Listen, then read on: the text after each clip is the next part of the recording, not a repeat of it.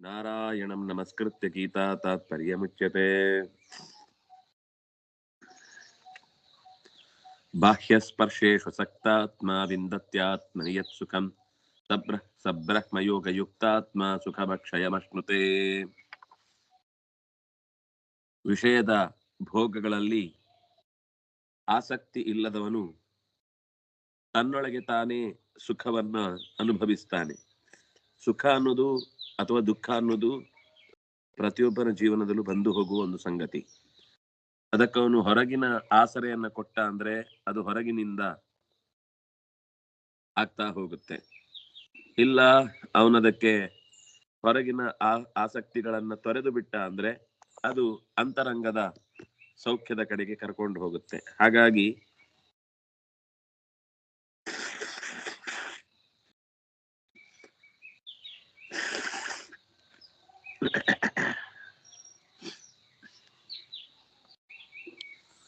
ಪರಮಾತ್ಮನಲ್ಲಿ ಮನಸ್ಸಿಟ್ಟಾಗ, ಅವನು ಹೊರಗಿನ ಭೋಗಗಳಲ್ಲಿ ಮನಸ್ಸಿಟ್ಟಾಗ ತಾತ್ಕಾಲಿಕವಾದ ಸುಖವನ್ನು ಉಂಡಾನು ಅಥವಾ ಅದರಿಂದಲೇ ದುಃಖವನ್ನು ಪಡೆದಾನು.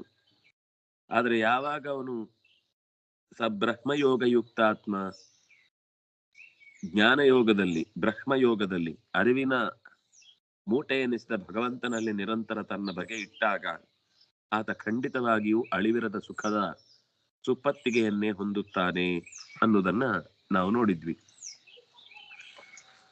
ಪುನಃ ಯೋಗಸ್ಯ ಆಧಿಕ್ಯಂ ಸ್ಪಷ್ಟಯತಿ. ಮತ್ತೆ ಈ ಜ್ಞಾನದ ಯೋಗದ ಮಹತ್ವವನ್ನ ಮತ್ತು ಪರಮಾತ್ಮನ ಸಂಪರ್ಕದ, ಯೋಗ ಅಂದ್ರೆ ಸಂಪರ್ಕ,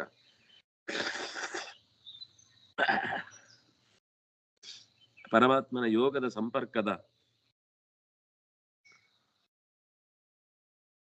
ಮಹತ್ವವನ್ನ ಮತ್ತಷ್ಟು ಹೆಚ್ಚು ಬಿಡಿಸಿ ಹೇಳ್ತಾ ಇದ್ದಾರೆ. ಬಾಹ್ಯ ಸ್ಪರ್ಶೇಶು ಇತಿ ಕಾಮರಹಿತ ಆತ್ಮನಿ ಯತ್ ಸುಖಂ ವಿಂದತಿ ಸ ಏವ ಬ್ರಹ್ಮಯೋಗಯುಕ್ತಾತ್ಮ ಚೇತ್ ತದೇವ ಅಕ್ಷಯಂ ಸುಖಂ ವಿಂದತಿ. ಯೋಗದ ಮಹಿಮೆಯನ್ನ ಬಾಹ್ಯ ಸ್ಪರ್ಶೇಶು ಅಸಕ್ತಾತ್ಮ ಅನ್ನುವ ಶಬ್ದದಲ್ಲಿ ಹೇಳ್ತಾ, ಯಾರಿಗೆ ಆಸೆಗಳಿಲ್ವೋ ಅವನು ತನ್ನೊಳಗೆ ತಾನು ಯಾವ ಸುಖವನ್ನು ಅನುಭವಿಸ್ತಾನೆ ಅವನು ಬ್ರಹ್ಮಯೋಗಯುಕ್ತ ಆತ್ಮ ಅಂತ ಅನಿಸಿಕೊಳ್ತಾನೆ. ಅಂದ್ರೆ ಹೊರಗಿನ ಸುಖದ ಬಗ್ಗೆ ಆತನಿಗೆ ಆಲೋಚನೆ ಇರುವುದಿಲ್ಲ, ಅದರಲ್ಲಿ ಅವನು ಆಸಕ್ತಿಯನ್ನೇ ತಾಳುವುದಿಲ್ಲ. ಅದು ಅಕ್ಷಯವಾದ ಸುಖ. ಮತ್ತೆ ಆ ಸುಖ ಅನ್ನೋದು ತಾತ್ಕಾಲಿಕವಾದದ್ದಲ್ಲ, ಅಕ್ಷಯವಾದದ್ದು. ಧ್ಯಾನಾದಿಗಳನ್ನ ಬಲ್ಲವನಾದಾಗ ಅಕ್ಷಯ ಸುಖ ಅನ್ನೋದು ನಿಶ್ಚಯ. ಅದು ಆತ್ಮದ ಸುಖ, ಹೊರಗಿನಿಂದ ಬರುವ ಸುಖ ಅಲ್ಲ, ಅಂತರಂಗದಲ್ಲೇ ಮೊಳಗಿದ ಸುಖ. ಆ ಸುಖವನ್ನ ಬೇರೆಯವರು ಹೊಂದಲಿಕ್ಕೆ ಆಗುದೇ ಇಲ್ಲ. ಬ್ರಹ್ಮ ವಿಷಯೋ ಯೋಗೋ ಬ್ರಹ್ಮಯೋಗ ಧ್ಯಾನಾದಿಯುಕ್ತಸ್ಯ ಏವ ಆತ್ಮಸುಖ ಸುಖಂ ಅಕ್ಷಯಂ ಅನ್ಯಥಾ ನ. ಅಂತರಂಗದ ಸುಖವನ್ನ ಸುಮ್ಮನೆ ಅದು ಬರಲಿ ಅಂತ ನಾವು ಹೊರಗಿನಿಂದ ಅಪೇಕ್ಷಿಸಿ ಕೂತ್ರೆ ಅದು ಬರಲ್ಲ. ಆ ಸುಖವನ್ನ ಪಡಿಲಿಕ್ಕೆ ಅಂತರಂಗದ ಪ್ರಯಾಣ ಬೇಕು, ಇನ್ನರ್ ಜರ್ನಿ. ಯಾವಾಗ ಆ ಇನ್ನರ್ ಜರ್ನಿ ಅಂತ ಅನ್ನೋದು ಪರಮಾತ್ಮ ವಿಷಯಕವಾಗುತ್ತೋ ಆವಾಗ ನಿಶ್ಚಯವಾಗಿ ಅವನಿಗೆ ಅಂತರಂಗದ ಸುಖದ, ಇಲ್ಲಾಂದ್ರೆ ಕೆಲವೊಮ್ಮೆ ಭ್ರಮೆ, ನನಗೆ ಒಳಗಿಂದೊಳಗೆ ಸುಖ ಬರ್ತಾ ಇದೆ ಅಂತ ಅವನೇ ಅನ್ಕೊಳ್ಳೋದಷ್ಟೇ.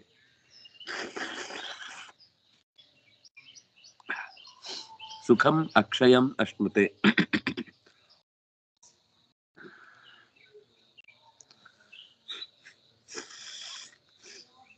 ನಾಶ ಹೊಂದದ, ಕೊನೆಯಾಗದ, ವಿಘ್ನಗಳಿರದ ನಿರಂತರ ಸುಖವನ್ನ ಧ್ಯಾನದ ದಾರಿಯಿಂದ ಪರಮಾತ್ಮನ ಸ್ಪರ್ಶದೊಂದಿಗೆ ಅನುಭವಿಸ್ತಾನೆ ಇರ್ತಾನೆ. ಅವನನ್ನು ತಡೆಯೋರಿಲ್ಲ. ಆಚಾರ್ಯರ ತಾತ್ಪರ್ಯ ಕೂಡ ಅದಕ್ಕೆ ಇರುವಂಥದ್ದು. ಇದಾನೀಮಪಿ ಪರಮಾತ್ಮನಿ ಸ್ಮೃತ ಮಾತ್ರೇ ಸುಖಂ ವಿಂದತೀತಿ ಯತ್ ತದಾ ಸ ಏವ ಸಮ್ಯಗ್ಯುಕ್ತಃ ಇಮು.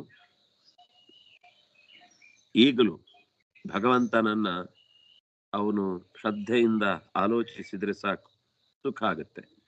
ಹೀಗಿರ್ಬೇಕಾದ್ರೆ ನಮಗೆ ಅಂದ್ರೆ ಇದು ತುಂಬಾ ಸಜ್ಜನನಾಗಿ ಅವ್ರು ಯೋಚಿಸ್ತಾ ಇರುವ ಮಾತು.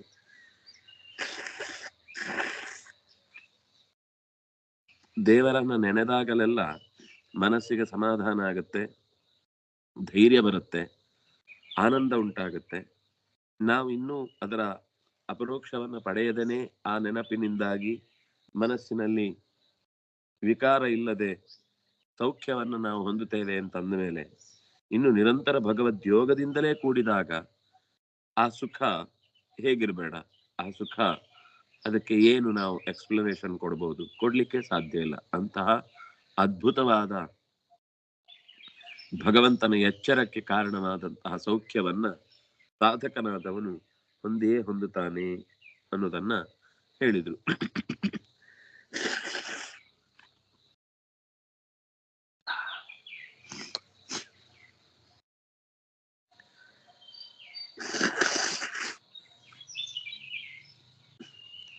ಸುಖಮಕ್ಷಯಮಶ್ನುತೆ,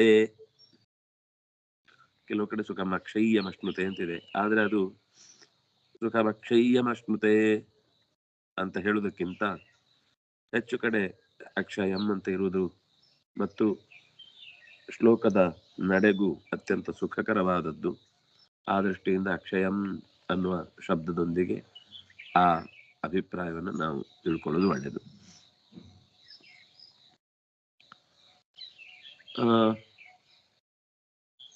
ಈ ಸುಖ ಅಂತ ಬಂತಲ್ಲ, ಇದು ಎಲ್ಲಿಂದ ಬಂತು, ಹೇಗೆ ಬಂತು, ಅದನ್ನು ಅರ್ಥ ಮಾಡಿಕೊಳ್ಳುವ ಕ್ರಮ ಹೇಗೆ? ಒಬ್ಬ ರಾತ್ರಿ ಮಲಗಿರ್ತಾನೆ. ಅವನು ರಾತ್ರಿ ಮಲಗಿದ್ರೆ ಅವನ ಇಂದ್ರಿಯಗಳು ಮಲಗಿದವು. ಇಂದ್ರಿಯಗಳು ಮಲಗಿದವು ಅಂತಂದ್ರೆ ಆವಾಗ ಇಂದ್ರಿಯಗಳ ಜೊತೆಗೆ ಇಂದ್ರಿಯಗಳು ಆಸೆಪಟ್ಟು ಪಡೆಯುವ ನೋಟ, ಕೇಳ್ಮೆ, ಮಾತು, ಮುಟ್ಟುವಿಕೆ, ಪರಿಮಳ ಇದೆಲ್ಲವನ್ನು ಬಿಟ್ಟಿದೆ ಅಂತ ಅರ್ಥ. ಯಾವ ಬಯಕೆನೂ ಇಲ್ಲ. ಇನ್ನು ಮನಸ್ಸು ಕೂಡ ಪೂರ್ತಿ ಲೀನ ಆಯ್ತು ಅಂತ ಇಟ್ಕೊಳ್ಳಿ. ಕನಸು ಬೀಳಲಿಲ್ಲ ಅಂದ್ರೆ ಇಷ್ಟು ಸುಖಕ್ಕೆ ಕಾರಣವಾದ ಇಂದ್ರಿಯಗಳು, ಕಣ್ಣು, ಮೂಗು, ಬಾಯಿ, ನಾಲಿಗೆ, ಚರ್ಮ ಮೊದಲಾದವು. ಕೊನೆಗೆ ಮನಸ್ಸು ಅಲ್ಲೇ ಏನೋ ಯೋಚನೆ ಮಾಡಿ ಮಾಡಿ ತಿನ್ನುವಂತ ಸ್ವಭಾವದ್ದು. ಅದು ಕೂಡ ಎಲ್ಲ ನಿಶ್ಚಯವಾಗಿದೆ, ಅಂದ್ರೆ ನಿಶ್ಚಲವಾಗಿದೆ.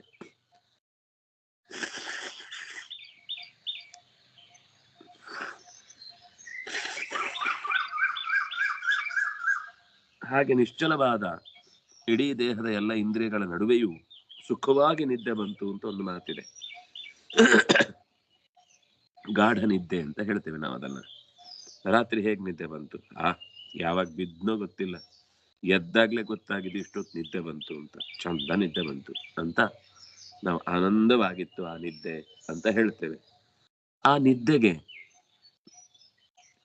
ಆಶ್ರಯಭೂತವಾದ ಅಥವಾ ನಿದ್ದೆ ಅನ್ನೋದಕ್ಕಿಂತ ಆ ಸುಖಕ್ಕೆ ಕಾರಣವಾದ ಸಂಗತಿ ಏನು? ಕಣ್ಣಲ್ಲ, ಮೂಗಲ್ಲ, ನಾಲಿಗೆ ಅಲ್ಲ, ಬಾಯಿ ಅಲ್ಲ, ಚರ್ಮ ಅಲ್ಲ, ಕಿವಿ ಅಲ್ಲ, ಎಂಥದ್ದು ಅಲ್ಲ, ಅಥವಾ ಮನಸ್ಸಂತೂ ಅಲ್ವೇ ಅಲ್ಲ. ಯಾಕೆಂದ್ರೆ ಮನಸ್ಸು ಕೂಡ ಪೂರ್ತಿ ನಿಶ್ಚಲವಾಗಿದೆ, ಅದಕ್ಕೆ ಏನು ಚಟುವಟಿಕೆನೇ ಇರಲಿಲ್ಲ, ಅದು ಕೂಡ ನಿಸ್ಸತ್ವವಾಗಿ ಮಲಗಿ ಬಿಟ್ಟಿತ್ತು. ಆಗ್ಲೂ ಒಂದು ಸುಖ ಇದೆ, ಆನಂದ. ಅದು ಎಲ್ಲಿಂದ ಬಂತು? ಅದಕ್ಕೆ ಆತ್ಮಸ್ವರೂಪಭೂತವಾದ ಆನಂದ ಅಂದ್ರೆ ಅದೇ ಆತ್ಮ ಸಂಸ್ಥಂ ಮನಃಕೃತ್ವ, ಆತ್ಮದಲ್ಲಿಯೇ ಮನಸ್ಸಿಟ್ಟು ವಿಂದತಿ ಆತ್ಮನಿ ಯತ್ ಸುಖಂ, ಆತ್ಮನಿ ಯತ್ ಸುಖಂ ವಿಂದತಿ ತತ್ ಬಾಹ್ಯ ಸ್ಪರ್ಶೇಶು, ಹೊರಗಿನ ಸ್ಪರ್ಶದಿಂದ ಬರುವ ಸುಖ ಅಲ್ಲ ಅದು.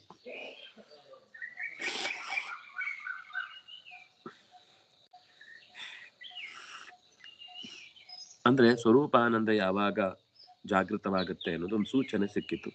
ಯಾವಾಗ ಹೊರಗಿನ ಇಂದ್ರಿಯಗಳೆಲ್ಲ ಸ್ತಬ್ಧವಾದವು, ಯಾವಾಗ ಮನಸ್ಸು ಕೂಡ ನಿಶ್ಚೇಷ್ಟಿತಗೊಂಡಿತೋ, ಆವಾಗ ನಮ್ಮ ಸ್ವರೂಪಭೂತವಾದ ಆನಂದ ಜಾಗೃತವಾಗುತ್ತೆ.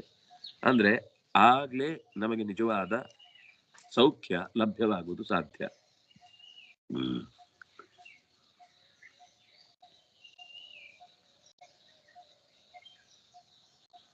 ಭಗವಂತನ ರೂಪವನ್ನ ಕಂಡಾಗ ಬರೀ ನಾವು ಈ ಎಲ್ಲ ಹೊರಗಿನ ಇಂದ್ರಿಯಗಳ ಸ್ಪರ್ಶ ಇಲ್ಲದೆ ಕೇವಲ ಸ್ವರೂಪಭೂತವಾದ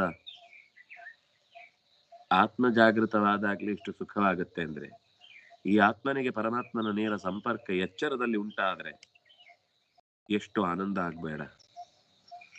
ಭಗವಂತನ ಎಚ್ಚರ ಇಲ್ಲದೆ ಕೇವಲ ಅವನ ಸನ್ನಿಧಾನದಿಂದಲೇನೆ ಪ್ರಾಜ್ಞರೂಪಿಯಾದ ಪರಮಾತ್ಮನ ತೊಡೆಯಲ್ಲಿ ಮಲಗಿದ್ದೇವೆ ಅನ್ನುವ ನೆನಪೇ ನಮಗೆ ಇಷ್ಟು ಸೌಖ್ಯಕರವಾಗಿದ್ದಾದ್ರೆ, ಮಲಗಿದಾಗ ನಾವು ಇಂಥ ಭಗವಂತನ ತೊಡೆಯಲ್ಲಿ ಮಲಗಿದ್ದೇವೆ ಅನ್ನೋದು ಗೊತ್ತಾಗಿ ಮಲಗಿದಾಗ ಸಿಗುವ ಸೌಖ್ಯ ಎಂಥದ್ದು, ಅಥವಾ ಕಂಡಾಗ ಆ ರೂಪಕ್ಕೆ ನಾವು ಶರಣಾದಾಗ ಸಿಗುವ ಆನಂದಕ್ಕೆ ಯಾವ ಪದವನ್ನ ನಾವು ನಿರೂಪಣೆ ಮಾಡ್ಲಿಕ್ಕೆ ಸಾಧ್ಯ ಅನ್ನೋದನ್ನ ಯೋಚಿಸಬೇಕಾದದ್ದಿದೆ. ಹಾಗಾಗಿ ಧ್ಯಾನದಲ್ಲಿ ಆನಂದದ ಹುಚ್ಚು ಹೊಳೆ. ಅದು ಎಲ್ಲಿಂದ ಆನಂದ ಆಗುತ್ತೆ, ಹೇಗೆ ಆನಂದ ಆಗುತ್ತೆ, ಎಷ್ಟು ಆನಂದ ಆಗುತ್ತೆ, ಯಾವುದನ್ನು ನಾವು ಲೆಕ್ಕ ಹೇಳಿ ಬಿಡಿಸ್ಲಿ ಹೇಳಲಿಕ್ಕೆ ಬರಲ್ಲ.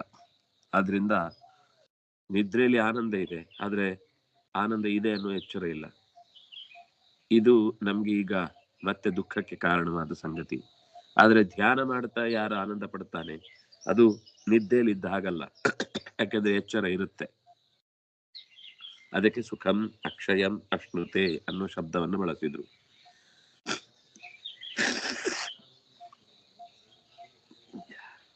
ಇನ್ನೊಂದು ರೀತಿಯ ಅನುಭವ ಇದೆ.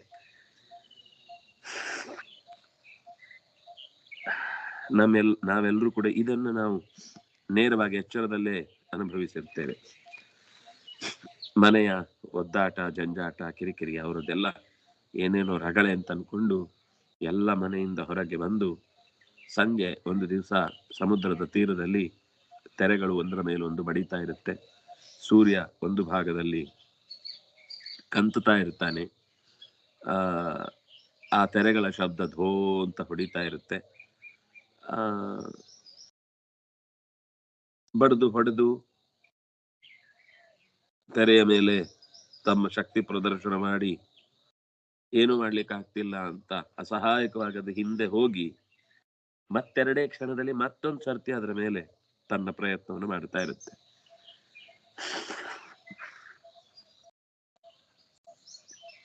ನೀವು ಸ್ವಲ್ಪ ಸೂಕ್ಷ್ಮವಾಗಿ ಗಮನಿಸಿದ್ರೆ, ನೀವು ಹೀಗೆ ನೋಡ್ತಾ ಇದ್ರೆ ಏನು ಕಾಣ್ತಾ ಇರಲ್ಲ. ಆದ್ರೆ ಒಂದು ಬೆರಳಿನ ತುದಿಯಷ್ಟು ಸಣ್ಣ ತೂತಿರುತ್ತೆ. ಅದರಲ್ಲಿ ಇದ್ದಕ್ಕಿದ್ದ ಹಾಗೆ 4 ಕಾಲು ಹೀಗ್ ಬರುತ್ತೆ, ಮಧ್ಯೆ ಮತ್ತೊಂದು ಶರೀರ ಬರುತ್ತೆ, ಮತ್ತೆ 4 ಕಾಲು ಹೀಗ್ ಬರುತ್ತೆ. ಡಗ ಡಗ ಡಗ ಡಗ ಡಗ ಅಂತ ಅಡ್ಡಕ್ಕೆ ಓಡ್ಲಿಕ್ಕೆ ಶುರು ಮಾಡುತ್ತೆ. ಒಂದು ಏಡಿ ಅಂತ ನೀವು ಒಂದು ನೋಡಿದ್ರೆ ಒಂದಲ್ಲ 100 ಇರುತ್ತೆ. ನೀವು ಸರಿಯಾಗಿ ಗಮನಿಸಿ ಇರುದಿಲ್ಲ. ಅಷ್ಟೂ ಹೊತ್ತು ಆ ಮರಳಿನದ್ದೇ ಬಣ್ಣದಲ್ಲಿ ಸೂಕ್ಷ್ಮವಾಗಿ ಗಮನಿಸಿದ್ರೆ 100,000 ಏಡಿಗಳು ಓಡ್ತಾ ಇರ್ತವೆ. ಅದರ ಆಹಾರ ಹುಡುಕುತ್ತದೆ, ಏನೋ ಮಣ್ಣನ್ನೇ ಕೊಟ್ಟು ಅಂತ ತಿನ್ನತ್ತೆ, ಮತ್ತೆ ಹೋಗಿಯತ್ತೆ. ತಮಗೆ ಬೇಕಾದ ಆಹಾರ ಇದ್ರೆ ಅದರಲ್ಲಿ ಸ್ವೀಕಾರ ಮಾಡುತ್ತೆ, ಅದು ಬಿಡುತ್ತೆ. ಅದರ ಜೊತೆಗೆ ಆಕಾಶದಲ್ಲಿ ನಿರಂತರ ಬಣ್ಣ ಬದಲಾಯಿಸ್ತಾ ಇರುವಂತಹ ಮೋಡಗಳು, ಸಂಜೆ ಹೊತ್ತಾಗಿದ್ರೆ ಮನೆಗೆ ಸೇರ್ತಾ ಇರುವ ಹಕ್ಕಿಗಳ ಸಾಲು ಸಾಲು ರಾಶಿ ಪ್ರಯಾಣ, ಜೊತೆಗೆ ಆ ಹಕ್ಕಿಗಳ ಕೂಗು ಸಾಯಂಕಾಲದ ಹೊತ್ತಿನಲ್ಲಿ ಒಂಥರ ಗಂಧರ್ವ ನಗರದ ಸೃಷ್ಟಿಯಾದ ಹಾಗಿರುತ್ತೆ. ಬಣ್ಣದ ವ್ಯತ್ಯಾಸ, ಶಬ್ದಗಳ ಆನಂದ, ತಣ್ಣನೆಯ ಗಾಳಿ, ಶಬ್ದದ ವೈಚಿತ್ರ್ಯ, ಸೂರ್ಯನು ಕೂಡ ಕಾಣ್ಮರೆ ಆಗುತ್ತಿರುವ ಒಂಥರ ನೀರಿನಲ್ಲಿ ಮುಳುಗುತ್ತಾ ಇರುವ ಸ್ಥಿತಿ,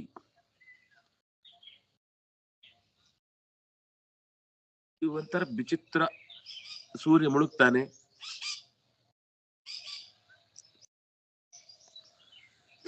ಆ ಬಣ್ಣಗಳಲ್ಲಿ ಇನ್ನೂ ಅನೇಕ ಬದಲಾವಣೆ ಆಗುತ್ತೆ.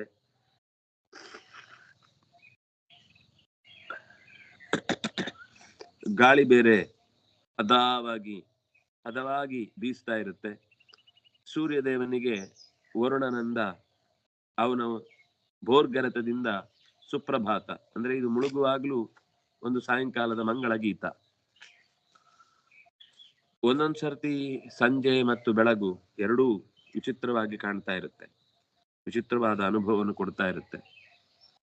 ಅಂತಹ ಸ್ಥಿತಿಯಲ್ಲಿ ನಾವು ಸಮುದ್ರ ತೀರದಲ್ಲಿ ಕೂತಿದ್ದೇವೆ ಅಂತ ಇಟ್ಕೊಳ್ಳಿ, ಹೊರಗಿನ ಪ್ರಕೃತಿಯ ಆನಂದವನ್ನು ಅನುಭವಿಸಿದ. ಅದನ್ನು ಅನುಭವಿಸ್ಲಿಕ್ಕೆ ಪಕ್ಕದಲ್ಲಿ ಇದ್ದವರು ಕೂಡ ಅದೇ ಆಸಕ್ತರು ಅಂತ ಇಟ್ಕೊಳ್ಳಿ. ಇದು ಅನುಭವಿಸ್ಲಿಕ್ಕೆ ಕೂತ ಮೇಲೆ ಒಂದು ಒಳಗಿನಿಂದ ಅದೇ ರೀತಿ ಸಮುದ್ರದ ಭೋರ್ಗರೆತ ಒಳಗಿನಿಂದ ಶುರುವಾಗತ್ತೆ. ಸರಿಯಾಗಿ ಗಮನಿಸಿ ಕೂತೆವು ಅಂತಾದ್ರೆ ನಾವು ಇದೆಲ್ಲದರ ಅನುಭವನ ಪಡಿತಾ ಅಂತರ್ಮುಖಿಗಳಾದ್ರೆ ಆಗ ಅಂತರಂಗದಲ್ಲಿ ಇದೇ ತರದ ಶಬ್ದ, ಇದೇ ತರದ ಒಂದು ಆಂತರಿಕ ಪ್ರಪಂಚ ನಿರ್ಮಾಣ ಆಗಿ ಅದ್ರಲ್ಲಿ ಕಳೆದು ಹೋಗ್ಬಿಡುತ್ತೇವೆ. ಹಾಗೆ ಕಳೆದು ಹೋದಾಗ ತಾನಾಗಿ ಒಂದು ಸುಖ ಆಗತ್ತಲ್ಲ, ಅದು ಆತ್ಮದ ಸ್ವರೂಪಭೂತವಾದ ಆನಂದ. ಪ್ರಕೃತಿಯ ವಿಸ್ಮಯವನ್ನ ಕಂಡಾಗ್ಲೇ ಒಳಗಿನಿಂದ ಆನಂದ ಹೀಗೆ ಜಾಗೃತವಾಗುತ್ತೆ ಅನ್ನೋದು ಸತ್ಯವಾದರೆ, ಪ್ರಕೃತೀಶ್ವರನಾದ ಪರಮಾತ್ಮನನ್ನು ಧ್ಯಾನದಲ್ಲಿ ಕಂಡಾಗ ಇನ್ನೆಷ್ಟು ಆನಂದ ಆಗಬೇಡ. ಇದು ಬೆಳಕಿನ ಆನಂದ. ಇನ್ನೊಂದು ರೀತಿಯ ಬೆಳಕಿನ ಆನಂದ ಸೂರ್ಯೋದಯ. ಸೂರ್ಯ ಉದಯಿಸುವ ಸಮಯ. ಬೆಳಗ್ಗೆ ಅಷ್ಟೊತ್ತಿಗೆ ಯಾಂ ಸದಾ ಸರ್ವಭೂತಾನಿ ಸ್ಥಾವರಾಣಿ ಚರಾಣಿ ಚ ಸಾಯಂ ಪ್ರಾತರ್ ನಮಸ್ಯಂತಿ ಸಾಮಾಂ ಸಂಧ್ಯಾಭಿರಕ್ಷತು. ಈ ತರ ಒಂದೊಂದು ಪಕ್ಷಿದು ಒಂದೊಂದು ತರ ಧ್ವನಿ, ಒಂದಕ್ಕೆ ಕ್ಲಾಶ್ ಆಗುದಿಲ್ಲ ಧ್ವನಿ. ಎಲ್ಲವೂ ತಮ್ಮದೇ ಆದ ಒಂದು ವಿಶಿಷ್ಟವಾದ ನಾದದಿಂದ ಆ ಹೂ ಬಿಟ್ಟಿರುತ್ತೆ, ಎಲೆಗಳು ಚಿಗುರಿರ್ತವೆ, ನೆಲದಲ್ಲಿ ಇಬ್ಬನಿ ತುಂಬಿರುತ್ತೆ, ಆಕಾಶದಲ್ಲಿ ಏನು ಅಬೆ ನಿಧಾನಕ್ಕೆ ಕರಗ್ತಾ ಇರುತ್ತೆ. ಬೆಳಕು ಜಾಸ್ತಿ ಆದ ಹಾಗೆ ಆ ಇಬ್ಬನಿ ಕರಗಿ ತಲೆ ಮೇಲೆ ಒಂದೊಂದೇ ಹನಿ ಪಟ್ ಅಂತ ಬೀಳುವ ಸ್ಥಿತಿ. ಒಬ್ಬ ನದಿ ತೀರದಲ್ಲಿ ತನ್ನ ಪಾಡಿಗೆ ತಾನು ಓಂಕಾರದ ನಾದವನ್ನ ಜಪಿಸ್ತಾ ಇದ್ದಾನೆ, ಅರ್ಘ್ಯವನ್ನ ಕೊಟ್ಟು ತನ್ನ ಕರ್ತವ್ಯವನ್ನು ನಿರ್ವಹಿಸ್ತಾ ಇದ್ದಾನೆ. ಇಂಥ ಸ್ಥಿತಿಯಲ್ಲಿ ನಾವು ಹೃದಯ ಕಮಲದ ಮಧ್ಯದಲ್ಲಿ ಆ ಸೂರ್ಯಮಂಡಲ ನಿಧಾನಕ್ಕೆ ಎದ್ದು ಬಂದಾಗ ಅದೇ ಸ್ಥಿತಿಯಲ್ಲಿರುವ ಭಗವಂತನ ರೂಪವನ್ನು ಹೃತ್ಕಮಲ ಮಧ್ಯ ನಿವಾಸಿ ವಾಸುದೇವ ಸಂಕರ್ಣ ಪ್ರದ್ಯುಮ್ನ ಅನಿರುದ್ಧ ಚತುರ್ಮೂರ್ತ್ಯಾದಿ ಅನಂತ ಅವತಾರಾತ್ಮಕನಾಗಿ ಸೂರ್ಯನಾರಾಯಣನನ್ನು ಚಿಂತಿಸ್ತಾ ದ್ವಿಭುಜನಾದ ನಾರಾಯಣ ಮೈ ಮರೆಯುವ ಸ್ಥಿತಿಯಲ್ಲಿ ನಮ್ಮ ಹೃದಯದಲ್ಲಿ ಬಂದು ಕೂತಿದ್ದಾನೆ ಅನ್ನುವ ಹಂತ ಬಂದಾಗ ಆ ಓಂಕಾರದ ಜಪದ ಜೊತೆಗೆ ಅಥವಾ ಯಾವುದೇ ಮಂತ್ರದ ಜಪದ ಜೊತೆಗೆ ಮೈಮರೆತು ನಾವು ಆ ತೀರದ ಮೆಲುಗಾಳಿಗೆ, ಮುಲುಕುವ ನೀರಿನ ದನಿಗೆ, ಬಣ್ಣದ ಚಿತ್ತಾರಕ್ಕೆ, ಮನಸ್ಸು ಪ್ರಶಾಂತವಾದ ಸ್ಥಿತಿಗೆ ಹೋಗಿ ಆನಂದದ ಸೆಲೆಯಲ್ಲಿ ಮುಳುಗುತ್ತೆ ಅಂತಂದಾಗ ಅದರ ಸುಖವೇ ಬೇರೆ. ಧ್ಯಾನದಲ್ಲಿ ಕಂಡ ಸುಖ ಅದು ಮುಂದುವರೆದರೆ ಅಪರೋಕ್ಷ ಜ್ಞಾನದ ತನಕ ಕರ್ಕೊಂಡೋಗಿ ಅಕ್ಷಯ ಮಾಡುತ್ತೆ. ಈಗದ ಸುಖ ಸೂರ್ಯೋದಯ ಪೂರ್ತಿ ಆಗಿ ಬಿಸಿಲು ಮೈ ಸುಡ್ಲಿಕ್ಕೆ ಶುರುವಾದ್ರೆ ಆ ಆನಂದ ಹೋಯ್ತು, ಅಥವಾ ಸೂರ್ಯಾಸ್ತದಲ್ಲಿ ಪೂರ್ತಿ ಮುಳುಗಿ ಕತ್ತಲೆ ಆಗಿ ಸೊಳ್ಳೆ ಕಡಿಲಿಕ್ಕೆ ಶುರುವಾಯಿತು ಅಂತಂದ್ರೆ ಆನಂದ ಹೋಯ್ತು. ಆದ್ರೆ ಈ ಅಂತರಂಗದ ಬೆಳಕು ಒಳಗಿನಿಂದ ಜಾಗೃತವಾಗಿ ಪೂರ್ಣ ಪ್ರಮಾಣದಲ್ಲಿ ತನ್ನನ್ನು ಭಗವಂತನಿಗೆ ಒಪ್ಪಿಸಿಕೊಂಡದ್ದು ಹೌದಾದ್ರೆ ಆಗ ಅದರ ಸೌಖ್ಯಕ್ಕೆ ಕೊನೆಯೇ ಇಲ್ಲ. ಹಾಗಾಗಿ ಸುಖಂ ಅಕ್ಷಯಂ ಅಶ್ನುತೆ. ಅಶ್ನುತೆ ಅಂದ್ರೆ ಹೊಂದುತ್ತಾನೆ, ಪಡೆಯುತ್ತಾನೆ, ಉಣ್ಣುತ್ತಾನೆ, ಅನುಭವಿಸುತ್ತಾನೆ ಅಂತ ಆ ಶಬ್ದದ ಅರ್ಥ. ಅಕ್ಷಯಂ ಅಶ್ನುತೆ, ನಾಶವೇ ಇಲ್ಲದಂತಹ ಸೌಖ್ಯವನ್ನ ಆತ ಪಡೆಯುತ್ತಾನೆ. ಹಾಗಾಗಿ ಕೆಲವೊಂದು ಸರ್ತಿ ಇನ್ನು ಕೆಲವರ ಅನುಭವ, ಒಬ್ಬ ಸಂಗೀತಗಾರ ಹಾಡ್ತಾನೆ, ಆ ಸಂಗೀತದ ಒಂದು ರಾಗದಲ್ಲಿ ಅವನು ಅದರ ಒಳಗಿನ ಸಣ್ಣ ಸಣ್ಣ ಎಳೆಗಳನ್ನೆಲ್ಲ ಬಿಡಿಸಿ ಬಿಡಿಸಿ ಬಿಡಿಸಿ ಬಿಡಿಸಿ ಅರ್ಥ ಮಾಡಿಕೊಂಡು ಹೋಗ್ತಾ ಹೋಗ್ತಾ ಅದರ ಒಂದು ಗುಂಗಿನಲ್ಲೇ ಕಳೆದು ಹೋಗ್ತಾನಲ್ವಾ. ಅದರ ಉತ್ಕಟಾವಸ್ಥೆ ಕೆಲವರು ಭಜನೆ ಮಾಡುವಾಗ ನೋಡ್ಬೇಕು, ಮೈ ಮರೆತು ಬಿಟ್ಟಿರ್ತಾರೆ. ಎಷ್ಟು ಚೆನ್ನಾಗಿ ಹಾಡ್ತಾರೆ ಅಂದ್ರೆ ದೇವರ ಆ ಪದದ ಭಾವಕ್ಕೆ ಅವರು ತಮ್ಮನ್ನ ಒಪ್ಪಿಸಿಕೊಂಡು ಸರ್ವಥಾ ರಕ್ಷಣೆ ಮಾಡುವವ ನೀನೇ ಅಂತ ಮೈ ಮರೆತು ಹಾಡ್ತಾ ಇರಬೇಕಾದಾಗ ಕಣ್ಗಳಲ್ಲಿ ಆತ್ಮಾನಂದದ ಅಶ್ರು ತಾನಾಗಿ ಜಾರುತ್ತಾ ಇರುತ್ತೆ. ಇದು ಬಾಹ್ಯ ಸ್ಪರ್ಶದಲ್ಲಿ ಅಸಕ್ತನಾದ ಮಂದಿಗೆ ಒಳಗಿನಿಂದ ಉತ್ಕಟವಾಗಿ ಎಳೆದೊಯ್ಯುವ ಆನಂದದ ಬೇರೆ ಬೇರೆ ಮುಖಗಳು. ಯಾಕೆಂದ್ರೆ ವೀಣಾವಾದನ ತತ್ವಜ್ಞ, ವೀಣೆಯ ವಾದನ, ಕೊಳಲಿನ ನಾದ ಅಥವಾ ಹಾಡಿನ ಸಾಹಿತ್ಯದ ಕಡೆಗಿನ ಗಮನ ಕೊಟ್ಟು ಜ್ಞಾನಪೂರ್ವಕವಾಗಿ ಮೈ ಮರೆತು ಚಪ್ಪಾಳೆ ತಟ್ತಾ ಹೆಜ್ಜೆಯ ಕಟ್ಟಿದವ, ಸುರರುಳು ಸೇರಿದವ, ತಾಳವ ಹಾಕಿ ಗೆಜ್ಜೆಯ ಕಟ್ಟಿ ಲಜ್ಜೆಯ ಬಿಟ್ಟು ಭಗವಂತನಿಗಾಗಿ ಯಾರು ಮೈ ಮರೆತು ಕುಣಿತಾನೋ ಅವನು ನಿಜವಾಗಿ ಆಂತರಂಗಿಕವಾದ ಸುಖವನ್ನು ಹೊಂದುತ್ತಾನೆ. ಅದು ಕೂಡ ತಾತ್ಕಾಲಿಕ ಅಂತ ಇಟ್ಕೊಳ್ಳಿ. ಬೇಕಿದ್ರೆ ಬಾಹ್ಯ ಸ್ಪರ್ಶಗಳ ಅನುಭವಗಳಲ್ಲಿ ಆಸಕ್ತಿ ಕಳೆದುಕೊಂಡಂತಹ ಮನಸ್ಸಿನವನು ಅಂತರ್ಮುಖನಾಗಿ ತನ್ನೊಳಗೆ ತಾನು ಸ್ವರೂಪಭೂತವಾದ ಆನಂದವನ್ನು ಯಾರು ಪಡೀತಾನೋ ಅವನು ಬ್ರಹ್ಮಯೋಗಕ್ಕೆ ಅಗತ್ಯವಾದ ಬ್ರಹ್ಮನ ಸಂಪರ್ಕಕ್ಕೆ ಕಾರಣವಾದ ಧ್ಯಾನದಿಂದ ಪಳಗಿದ ಮನಸ್ಸುಳ್ಳವನಾಗಿ ಸುಖವನ್ನೇ ಹೊಂದುತ್ತಾ ಅದನ್ನು ಮತ್ತೆ ಯಾವತ್ತೂ ಕಳೆದುಕೊಳ್ಳದ ಸ್ಥಿತಿಯ ಕಡೆಗೆ ಸಾಗುವ ರೀತಿಯಲ್ಲಿ ಪಡೆಯುತ್ತಾನೆ. ಇದು ಈ ಪದ್ಯದಲ್ಲಿ ಬಂದ ಒಟ್ಟು ಸಾರ. ಎಲ್ಲ ಕಡೆ ಹೇಳಲಿಕ್ಕೆ ಹೊರಟದ್ದು ಬಾಹ್ಯ ಸ್ಪರ್ಶದ ಅಸಕ್ತತೆ ಮತ್ತು ಆಂತರಿಕ ಕಡೆಗೆ ಕರೆದೊಯ್ಯುವ ಹೊರಗಿನ ಕೆಲವು ಘಟನೆಗಳು. ಏಹಿ ಸಂಸ್ಪರ್ಶಜಾ ಭೋಗ ದುಃಖ ಯೋನಯ ಏವತೆ ಆದ್ಯಂತವಂತಃ ಕೌಂತೆಯ ನತೇಷು ರಮತೆ ಬುಧ. ಆಚಾರ್ಯದು ಒಂದೇ ಸಾಲು, ಸನ್ಯಾಸಾರ್ಥಂ ಕರ್ಮ ಕಾಮಭೋಗಂ ನಿಂದಯತಿ. ಯೇ ಹಿ ಸಂಸ್ಪರ್ಶಜಾ ಭೋಗಾ ದುಃಖ ಯೋನಯ. ಇದು ಕೃಷ್ಣನ ಡಿಕ್ಲರೇಷನ್. ನಮಗೆ ಇನ್ನು ದಪ್ಪಗೆ ಕಾಣ್ತಾ ಇದ್ದೀವಿ ಅಂತ ಅದಕ್ಕೋಸ್ಕರ ಏನೋ ವ್ಯಾಯಾಮ ಮಾಡೋದು, ದೇಹವನ್ನು ರಕ್ಷಿಸಿಕೊಳ್ಳುವುದನ್ನ ತಪ್ಪು ಅಂತ ನಾನು ಹೇಳ್ತಿಲ್ಲ. ಆದ್ರೆ ದೇಹದ ಸೌಂದರ್ಯವೇ ಪರಮ ಸೌಂದರ್ಯ. ದೇಹದ ಚೆಲುವಿಗೋಸ್ಕರ ನಾವು ಏನೇನೋ ಆಹಾರದಲ್ಲಿ ಒದ್ದಾಟ, ಅಥವಾ ಅದಕ್ಕೋಸ್ಕರ ದೇಹದ ಮೇಲಿನ ಆಪರೇಷನ್ಗಳು, ಅಥವಾ ಇನ್ನೇನೇನೋ ನಮ್ಮ ಚರ್ಯಗಳಿರ್ತಾವೆ ನೂರಾರು. ಉಗುರುಗಳನ್ನೇನೋ ವಿಚಿತ್ರವಾಗಿ ಮಾಡ್ಕೊಳ್ಳೋದು, ಕಣ್ಣಿನ ಇಮೆಗೇನೇನೋ ಹಚ್ಕೊಳ್ಳೋದು, ಅಥವಾ ಮುಖಕ್ಕೆ ಒಂದಿಷ್ಟು ಬಳ್ಕೊಳ್ಳೋದು, ಅಥವಾ ಮೈಯ ಮೇಲಿನ ಬಣ್ಣವನ್ನು ಬದಲಾಯಿಸ್ಲಿಕ್ಕೋಸ್ಕರ ಬಗೆ ಬಗೆಯ ಕ್ರೀಮ್ಗಳನ್ನ ಹಾಕಿಕೊಳ್ತಾ ಅದರಲ್ಲೇ ಮೈ ಮರೆಯುವುದು. ದೇವರ ಬಗ್ಗೆ ಅದನ್ನೇ ಯೋಚನೆ ಮಾಡಿದ್ರೆ ಇಷ್ಟೊತ್ತಿಗೆ ಧ್ಯಾನದ ಕೊನೆಯ ಸಿದ್ಧಿಗೆ ಹೋಗಿ ಬಿಡುತ್ತಿದ್ದ ಅನ್ನುವಷ್ಟು ಆಸಕ್ತಿಯನ್ನ ತೋರ್ತಾ ಯಾರು ಸಂಸ್ಪರ್ಶಜವಾದ ಭೋಗಕ್ಕೆ ಬಲಿಯಾಗ್ತಾನೋ ಅವನಿಗೆ ಅದು ದುಃಖದ ಮೂಲವೇ ಆಗಿರುತ್ತೆ. ದುಃಖ ಯೋನಯ ಏವತೆ. ಆ ಏವ ಶಬ್ದವನ್ನು ನಾವು ತುಂಬಾ ಗಂಭೀರವಾಗಿ ತಗೊಳ್ಬೇಕು. ಅದು ದುಃಖಕ್ಕೆ ಕಾರಣ ಆಗಿಯೇ ಆಗತ್ತೆ. ವಿಷಯ ಸಂಪರ್ಕದಿಂದ ಸಿಗುವ ಅನೇಕ ತರದ ಸೌಖ್ಯಗಳೇನಿದೆ ಅದು ಅಡಿಕ್ಷನ್ಗೆ ತಂದು ನಿಲ್ಲಿಸುತ್ತೆ. ಅದು ಬೇಕೇ ಬೇಕು.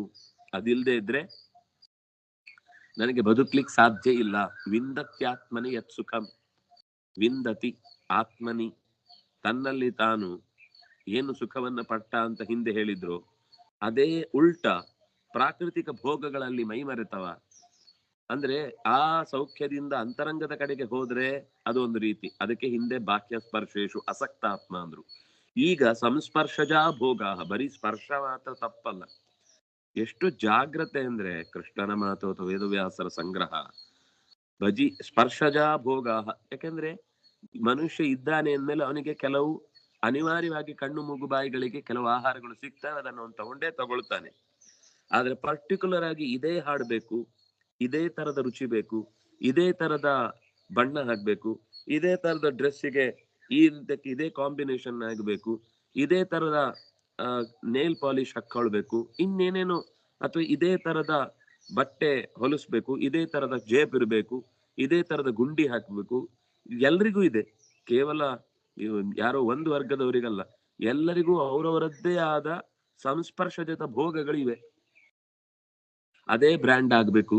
ಅದು ಕುಡಿಯುವುದ್ರಲ್ಲೋ, ಬಟ್ಟೆ ತೊಡುವುದ್ರಲ್ಲೋ, ಅಥವಾ ಇನ್ನೇನೋ ಗಾಡಿಗಳಲ್ಲೋ, ಅಥವಾ ಉಡುವ ಬಟ್ಟೆಗಳಲ್ಲೋ ನೂರಾರು ತರದ ಸಂಸ್ಪರ್ಶಜ ಭೋಗ ಇದ್ದೇ ಆಗ್ಬೇಕು ಅನ್ನುವ ಸಂಸ್ಪರ್ಶ, ಗಟ್ಟಿಯಾದ ಅಟ್ಯಾಚ್ಮೆಂಟ್. ಸಂಸ್ಪರ್ಶ ಅಂದ್ರೆ ಅದಿಲ್ಲದೆ ಇದ್ರೆ ಸಾಧ್ಯವೇ ಇಲ್ಲ.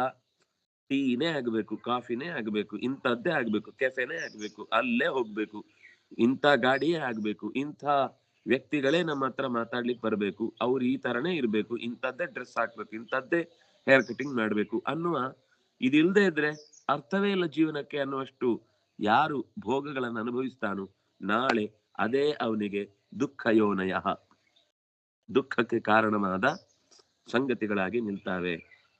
ದುಃಖ ಯೋನಿ ಅಂದ್ರೆ ದುಃಖಕ್ಕೆ ಕಾರಣಭೂತವಾದವುಗಳು ಅಂತ ಅರ್ಥ. ಯಾಕೆಂದ್ರೆ ಆದ್ಯಂತವಂತಃ ಕೌಂತೆಯ ನತೇಷು ರಮತೆ ಬುಧ. ಯಾಕೆಂದ್ರೆ ಈ ದುಃಖಗಳನ್ನ ಹೆರುವಂತವುಗಳಿಗೆ ಶುರು ಇಲ್ಲ, ಕೊನೆ ಇಲ್ಲ, ಎಲ್ಲ ಕ್ಷಣಿಕ. ಯಾರು ಅವುಗಳಲ್ಲಿ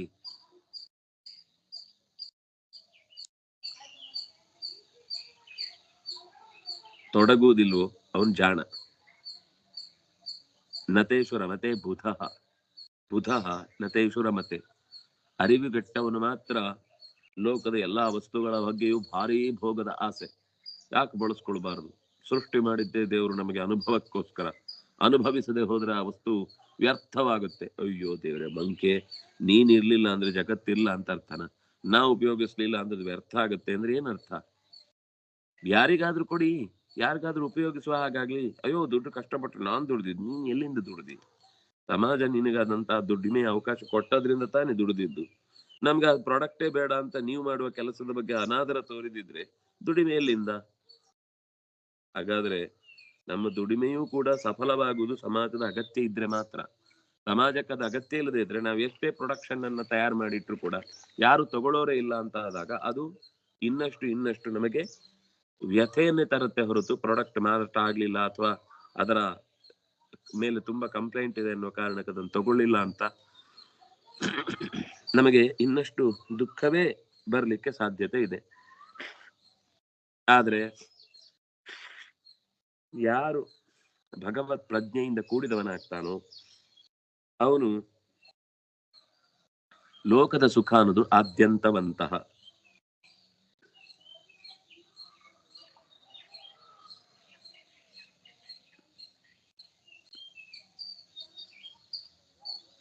ಅಂದ್ರೆ ಭೋಗ ಮಾಡಿ ಮುಗಿಯುವುದಿಲ್ಲ ಅಂತ ಏನು ವ್ಯತ್ಯಾಸ ಇಲ್ಲ ಅನ್ನೋ ಅರ್ಥದಲ್ಲಿ ಹೇಳಿದ್ರೆ, ವಸ್ತುತಃ ಲೋಕದ ಸುಖ ಕೊನೆಗೊಳ್ಳತ್ತೆ. ಅದಕ್ಕೆ ಸುಖಕ್ಕೆ ಕೊನೆ ಇದೆ, ಸುಖಕ್ಕೂ ಕೊನೆ ಇದೆ, ದುಃಖಕ್ಕೂ ಕೊನೆ ಇದೆ. ಆದ್ಯಂತವಂತ ಕೌಂತೆಯ ನತೇಶು ರಮತೆ ಬುಧ. ಬುಧ ಅಂದ್ರೆ ತಿಳುವಳಿಕೆ ಉಳ್ಳವನು. ತಿಳುವಳಿಕೆ ಉಳ್ಳವನು ನತೇಶು ರಮತೆ, ಈ ಬಾಹ್ಯ ಸ್ಪರ್ಶದ ಭೋಗಗಳಲ್ಲಿ ತಾನು ಕಳೆದು ಹೋಗುವುದಿಲ್ಲ. ನರಮತೆ ಅನ್ನುವ ಶಬ್ದ ಅವರಿಗೆ ಅದರ ಸುಖವೇ ಆಗುದಿಲ್ಲ, ಕುಡಿದ್ರೆ ಕುಡ್ದ ಹಾಗೆ ಆಗಲ್ಲ, ತಿಂದ್ರೆ ತಿಂದ ಹಾಗೆ ಆಗಲ್ಲ, ಆ ಅರ್ಥದಲ್ಲ. ಅವರಿಗೆ ಅದಿಲ್ಲದೆ ಇದ್ರೆ ಲೋಕದಲ್ಲಿ ನಮ್ಗೆ ಏನೋ ಒಂದು ಕಳ್ಕೊಂಡ್ವಿ ಅಂತನ್ನುವಂತಹ ಒಂದು ದುರವಸ್ಥೆ ಇದೆಯಲ್ಲ, ಅದು ಅವನಿಗೆ ಕಾಡಲ್ಲ. ಇದು ಆಚಾರ್ಯರದಕ್ಕೆ ಸನ್ಯಾಸಕ್ಕಾಗಿ ಯಾರು ಹೊರಡುತ್ತಾನೋ ಅವನು ಕಾಮಭೋಗಂ ನಿಂದಯತಿ. ಕಾಮಭೋಗದ ಬಗ್ಗೆ ಅವರು ಹೇಗೆ ಭಾವನೆ ತಾಳ್ಬೇಕು, ಅದು ತೀರಾ ನಮ್ಮನ್ನ ಬಲಿ ತೆಗೆದುಕೊಳ್ಳುವಂಥದ್ದು ಅನ್ನುವ ಬಗ್ಗೆ ನಮಗೆ ಎಚ್ಚರ ಇರಬೇಕು. ಭೋಗ ಅಂದ್ರೆ ಗೊತ್ತು, ಸುಖಾನುಭವ. ಯಾವುದು? ಬಾಹ್ಯ ಸ್ಪರ್ಶದ ಭೋಗ, ಬಾಹ್ಯ ಸುಖಗಳ ಅನುಭವ.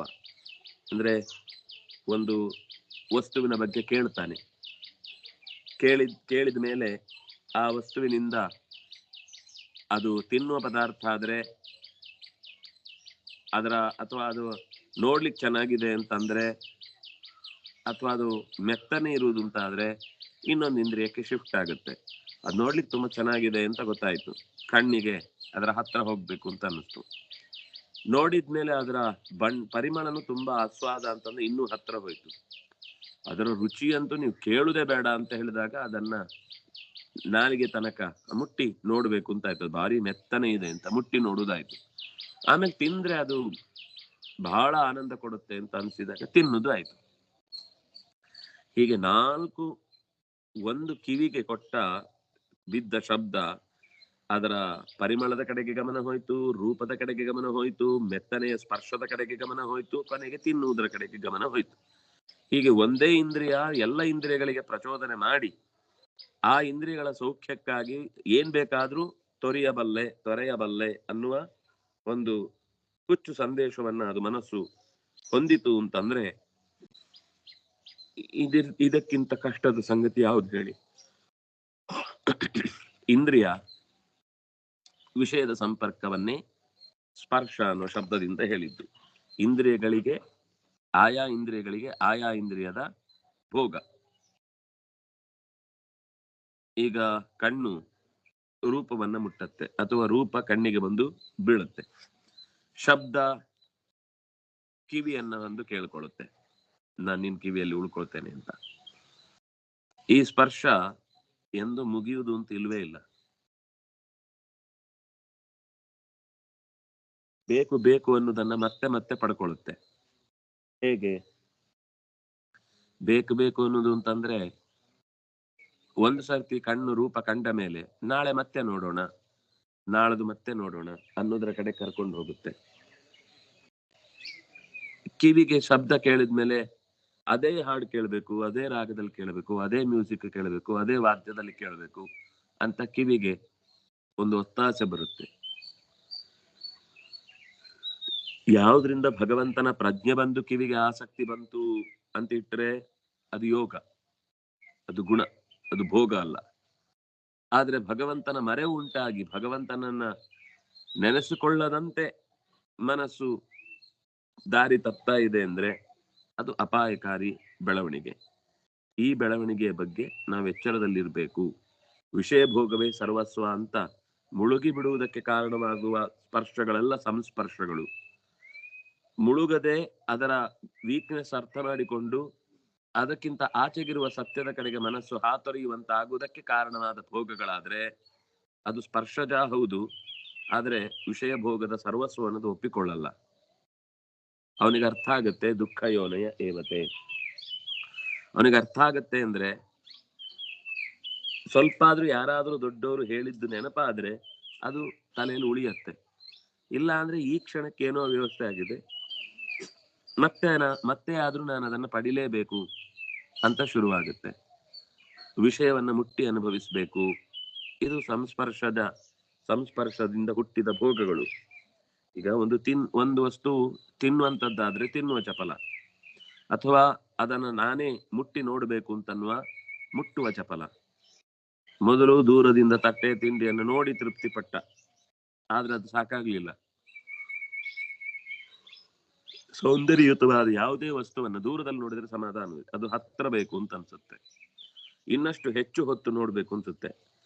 ತಿಂಡಿ ಆದ್ರೆ ತಿಂದು ಖುಷಿ ಪಡುತ್ತೆ, ಪರಿಮಳ ಆದ್ರೆ ಮೂಸಿ ಖುಷಿ ಪಡುತ್ತೆ, ಆದ್ರೆ ಅದು ಸಾಕಾಗುದಿಲ್ಲ. ಒಂದು ಹಣ್ಣನ್ನ ನೋಡಿದ್ರೆ ಖುಷಿ ಆಗುದಿಲ್ಲ, ಅದರ ಪರಿಮಳ ನೋಡಿದ್ರೆ ಮತ್ತೆ ಆಸೆ ಹೆಚ್ಚಾಗುತ್ತೆ. ಹಲಸಿನ ಹಣ್ಣು ಭಾರಿ ಬಣ್ಣ, ಏನು ಚಂದ್ರ ಹಲಸು ಅಂದ್ರೆ ಹೇಳಲಿಕ್ಕೆ ಆನಂದವೋ ಆನಂದ. ಆ ಚಂದ್ರ ಹಲಸನ್ನ ತೆಗೆದಾಗ ಅದರ ಪರಿಮಳಕ್ಕೆ ಮೂಗು ಮತ್ತಷ್ಟು ಗಾಢವಾಗುತ್ತೆ, ಕಣ್ಣು ಬಣ್ಣಕ್ಕೆ ತನ್ನನ್ನೇ ಮರೆತು ಬಿಡುತ್ತೆ. ಆ ಮುಟ್ಟಿದಾಗ ಅದರ ಅಲ್ಲಿರುವ ಜೇನಿನ ಹಾಗಿನ ನಸೆ ಸ್ಪರ್ಶ ಅದು ತಿನ್ಬೇಕೇ ಬೇಕು ಅಂತ ಇನ್ನಷ್ಟು ಆಸೆ ಹುಟ್ಟುವಂತೆ ಮಾಡುತ್ತೆ. ಹೀಗೆ ಯಯಾತಿ ಹೇಳಿದ ಹಾಗೆ ಎಷ್ಟು ತಿಂದ್ರೂ ಮತ್ತಷ್ಟು ಬೇಕೆಂಬ ಆಸೆ ಅದು ಮುಗಿಯುವುದೇ ಇಲ್ಲ, ಅದು ಸಂಸ್ಪರ್ಶ. ಇದು ವಿಷಯ ಭೋಗದ ಸರ್ವಸ್ವ. ಇದರಲ್ಲೇ ಮುಳುಗುವ ಸಹಜ ಸ್ಥಿತಿಯನ್ನೇ ದುಃಖ ಯೋನಯ. ಸುಖವನ್ನರಸಿ ಇಂದ್ರಿಯಗಳು ಸುಖ ಭೋಗಗಳಲ್ಲಿ ಮುಳುಗುತ್ತು ಅಂತಿದೆಯಲ್ಲ, ಅದು ಸುಖ ಸಿಗತ್ತಾ ಕೇಳಿದ್ರೆ ಅದು ಮತ್ತೆ ದುಃಖವನ್ನೇ ಕೊಡುತ್ತೆ. ನಾಳೆಗೆ ಅನ್ಯಾಯವನ್ನೇ ಆತ ಮಾಡ್ಲಿಕ್ಕೆ ಹೋಗ್ತಾನೆ.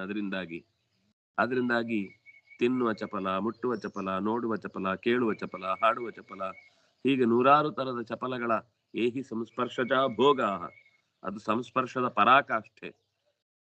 ಈ ಅನ್ನೋದು ಏಹಿ ಸಂಸ್ಪರ್ಶಜ ಭೋಗ. ಯಾವ ಕಾರಣದಿಂದ ಸಂಸ್ಪರ್ಶಜ ಭೋಗಗಳು ದುಃಖವನ್ನೇ ಹೊತ್ತು ತರ್ತಾವೋ ಮತ್ತು ತುದಿಬುಡ ಇಲ್ಲದಂತೆ ಎಲ್ಲೆಲ್ಲಿಗೋ ಎಳ್ಕೊಂಡು ಹೋಗ್ತಾವೋ, ಅದು ಯಾರಿಗೆ ಅರ್ಥ ಆಗುತ್ತೋ ಈ ಭೋಗಗಳಿಗೆ ಅರ್ಥ ಇಲ್ಲ, ಈ ಭೋಗಗಳು ತಾತ್ಕಾಲಿಕ, ಈ ಭೋಗಗಳಿಂದ ಮನುಷ್ಯ ನೈಜ ಸುಖವನ್ನು ಹೊಂದಲಿಕ್ಕೆ ಸಾಧ್ಯ ಇಲ್ಲ ಅಂತ ಯಾರಿಗೆ ಎಚ್ಚರ ಆಗುತ್ತೋ ಅವನು ಜಾಗೃತನಾಗ್ತಾನೆ. ಹಿ ಅನ್ನೋದು ದುಃಖ ಯೋನಯ ಏವತೆ ಏಹಿ ಸಂಸ್ಪರ್ಶಜ ಭೋಗಾ. ಅದು ಆದ್ಯಂತವಂತ, ಅದು ಒಂದಲ್ಲ ಒಂದು ದಿವಸ ಕೊನೆಗೊಳ್ಳಲೇಬೇಕು ಅಂತ ಹಿ ಅನ್ನೋದು ಬಹಳ ಪ್ರಸಿದ್ಧ. ದುಃಖ ಯೋನಯ ಏವತೆ ಅನ್ನೋದನ್ನ ಏವಹಿ, ಈ ದುಃಖಕ್ಕೆ ಕಾರಣವಾದಂತಹ ಸಂಗತಿಗಳು ಲೋಕದಲ್ಲಿ ಯಾರಿಗೆ ಪ್ರಸಿದ್ಧಿ ಇಲ್ಲ. ಬಹಳ ಹೊತ್ತು ಟಿವಿ ನೋಡ್ತಾ ಮೊಬೈಲ್ ನೋಡ್ತಾ ಕಳೆದ್ರೆ ಕಣ್ಣಿಗೆ ನಿಧಾನಕ್ಕೆ ಮಬ್ಬು ಆವರಿಸುತ್ತೆ, ಕಿವಿಗೆ ಯಾವಾಗ್ಲೂ ಏನೋ ಕೇಳಬೇಕು ಅಂತ ಹಾಕೊಂಡು ಆಮೇಲೆ ಪರ್ಮನೆಂಟ್ ಡಾಕ್ಟರ್ ಕೊಟ್ಟು ಕಿವಿ ಕೇಳಿಸ್ಲಿಕ್ಕೆ ಬೇಕಾದ ವ್ಯವಸ್ಥೆಯನ್ನು ಮಾಡಬೇಕಾದ ಅನಿವಾರ್ಯತೆ ಬರುತ್ತೆ. ಹೀಗೆ ಒಂದೊಂದು ಇಂದ್ರಿಯದ ಬಗ್ಗೆ ನೀವು ಯೋಚಿಸಿದ್ರೆ ಅದರ ಅತಿಯಾದ ಬಳಕೆಯಿಂದ ಇಂದ್ರಿಯಗಳು ದುರ್ಬಲವಾಗಿ ಮನುಷ್ಯನ ಸಾಧನೆಗೆ ಬೇಕಿರುವ ಅಗತ್ಯ ವಸ್ತುಗಳು ಅನ್ನೋದನ್ನ ಅವನು ಕಳ್ಕೊಂಡು ಆಮೇಲೆ ಪರಿತಪಿಸುವಂತಹ ಸ್ಥಿತಿ ಬರುತ್ತೆ. ಹಾಗಾಗಿ ಸ್ವಚ್ಛಂದ ಜೀವನ ಅಂತ ಅನ್ನೋದು ಯಾವತ್ತೂ ಕೂಡ ಸಮಾಜಕ್ಕೂ ಹಿತ ಅಲ್ಲ, ವ್ಯಕ್ತಿಗತವಾಗಿ ಅವನಿಗೂ ಕೂಡ ಲಾಭ ಇಲ್ಲ. ಅದಕ್ಕೊಂದು ತನ್ನದೇ ಆದ ಸಣ್ಣ ಚೌಕಟ್ಟು ಇರಲೇಬೇಕು. ಅದನ್ನೇ ಸಮಾಜ ಧರ್ಮ ಅಂತ ಕರೀತಾರೆ. ಕೆಲವೊಂದು ಶಾಸ್ತ್ರಕಾರರು ಅದಕ್ಕೆ ಜೀವನ ನಡೆಸಲಿಕ್ಕೆ ಬೇಕಿರುವ ಧರ್ಮಗಳು ಅಂತ ಯೋಚನೆ ಮಾಡ್ತಾರೆ.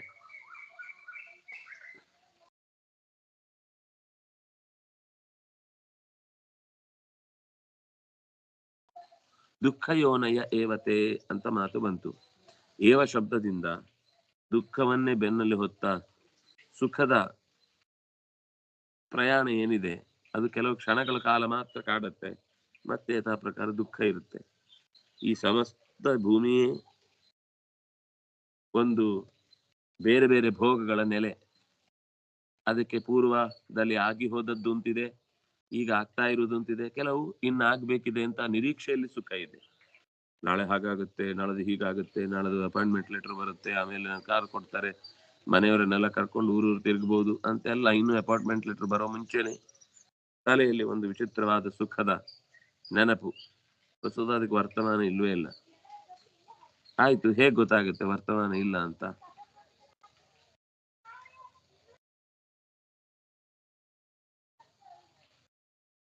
ಭೂತಕಾಲ ಅನ್ನೋದು ಈಗಂತೂ ನಮ್ಗೆ ಅನುಭವಕ್ಕೆ ಬರುತ್ತೆ, ಆಗಿ ಹೋಯ್ತು ಅಂತ. ಸುಖ ಬರುತ್ತೆ ಅಂತ, ಅದು ಬರುತ್ತೆ ಅನ್ನೋ ನಿರೀಕ್ಷೆ ಇತ್ತು.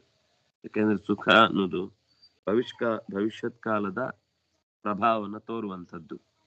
ಹಾಗಾಗಿ ಕಾಲದ ತುದಿ ಮೊದಲು ಎಲ್ಲ ಲೆಕ್ಕಕ್ಕೆ ಸಿಗದ ಹಾಗೆ ಮಿಂಚಿ ಮಾಯವಾಗುವಂತಹ ಕ್ಷಣಿಕ ಸುಖವನ್ನ ನಾವು ಬೇಕು ಬೇಕು ಅಂತ ಅದರ ಬೆನ್ನ ಹಿಂದೆ ಹಿಡಿದ್ರೆ ಅದು ನಮ್ಮನ್ನು ಮತ್ತೆ ನೆರಳಿನಂತೆ ಆಟ ಆಡಿಸುತ್ತೆ. ಹಾಗಾಗಿ ನತೇಶ್ವರ ಮತೇ ಬುಧಃ, ಹೇ ಕೌಂತೆಯ ಅಂತ ಸಂಬೋಧನೆ ಮಾಡಿದ್ದು. ದುಃಖವನ್ನ ಬೇಡಿ ಪಡೆದ ಕುಂತಿಯ ಮಗನಾಗಿ ನೀನು ಇದರಿಂದ ಹೊರಗೆ ಬರಬೇಕು ಅಂತ ಯೋಚನೆ ಮಾಡೋದು ಬಿಟ್ಟು, ಸಂಯಮದಿಂದ ಇರುವುದು ಯೋಚನೆ ಮಾಡೋದು ಬಿಟ್ಟು, ನಾನು ತಪಸ್ಸಿಗೆ ಹೋಗ್ತೇನೆ, ಹಾಗೆ ಮಾಡ್ತೇನೆ, ಹೀಗೆ ಮಾಡ್ತೇನೆ, ನನ್ಗೆ ಯಾಕೆ ಉಪದೇಶ ಮಾಡ್ತೀನಿ ಅಂತ ಕೇಳಬಾರದು ಅಂತ ಎಚ್ಚರಿಕೆಗೋಸ್ಕರ ಈ ಮಾತನ್ನ ಬಳಸಿಕೊಂಡ. ಮತ್ತೆ ಮುಂದಿನ ಶ್ಲೋಕದ ಭಾವವನ್ನು ಮುಂದಿನ ತರಗತಿಯಲ್ಲಿ ಅನುಸಂಧಾನ ಮಾಡೋಣ. ಶ್ರೀ ಹರಿಪ್ರಿಯತಾಂ ಶ್ರೀಕೃಷ್ಣಾರ್ಪಿತಂ ಅಸ್ತೂ.